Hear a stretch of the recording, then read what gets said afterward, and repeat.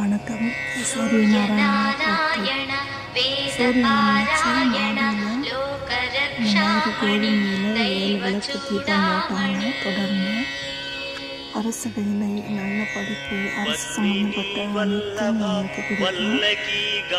ஞாயிற்றுக்கிழமை மழை பெய்யுது, காற்று பலமாக இருக்கிறதுனால மாடியில்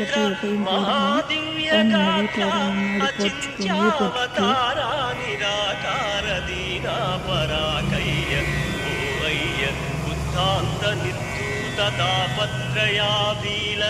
வீட்டோட முன்னாடி போட்டுட்டு கோதுமை மாவு,